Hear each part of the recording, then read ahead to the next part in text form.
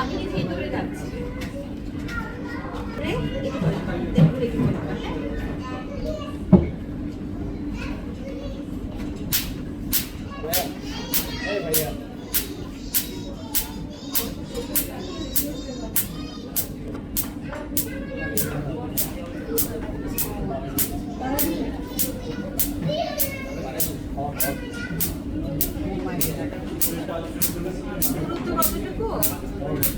নজেলের যে কতটুকু দূরত্ব নজেল ততটুকু দূরত্ব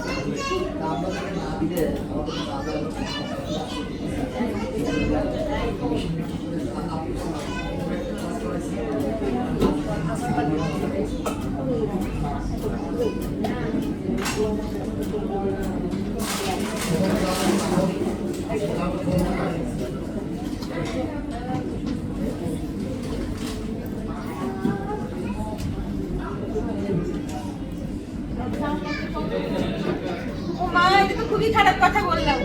করে ফেলছি সাউন্ড কেন কমে গেছে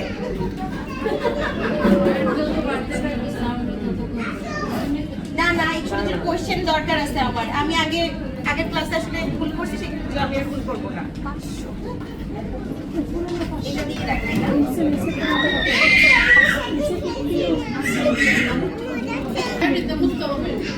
আচ্ছা সাউন্ডের কথা বলি সাউন্ড হচ্ছে ফ্রিকোয়েন্সি বাড়লে সাউন্ড বাড়ে আর হচ্ছে এনার্জি বাড়লে সাউন্ড বাড়ে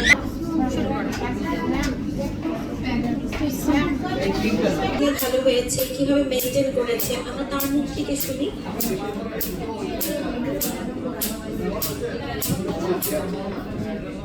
টাওয়েল ভিজিয়ে বা রুমাল ভিজিয়ে মুখটা ক্লিন করে নিলেই হবে এক্ষেত্রে তো কোনো সমস্যা হচ্ছে না যারা ওজু করেন এটা তো একটা প্রবলেম ওই জায়গাটা বাদ দিয়ে আপনারা ওজু করে ফেলবেন ক্লিনিং কোনো ক্ষেত্রে সমস্যা হবে না শুধুমাত্র আক্রান্ত স্থানটাতে কোনো প্রকার পানি দিবেন না এটা 3 দিন মেনটেন করবেন 3 দিনের মধ্যে জায়গাটা কালো হয়ে যাবে তা দিয়ে চামড়া তোলার চেষ্টা করবেন না অটোমেটিক এটা ক্লিন হয়ে যাবে 3 দিন পর আপনাদের ব্যাকটোসিন ব্যবহার করতে হবে না তখন ব্যবহার করবেন ভেসলিন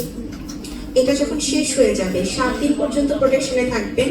সূর্যের নিচে যাবেন না রান্নাঘরে যাবেন না কোনো প্রকার তাপ ব্যবহার করবেন না সূর্যের নিচে যাওয়াই যাবে না কারণ হচ্ছে এটা একবারে একটা সেনসিটিভ লেয়ার এটা চামড়া আমরা বার্ন করে ফেলছি হচ্ছে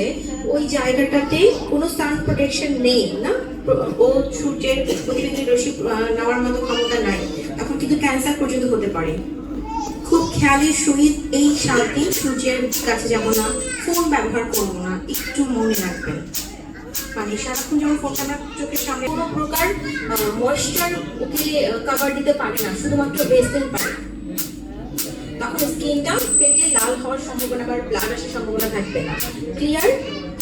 আর এখানে কারো কোনো কোশ্চেন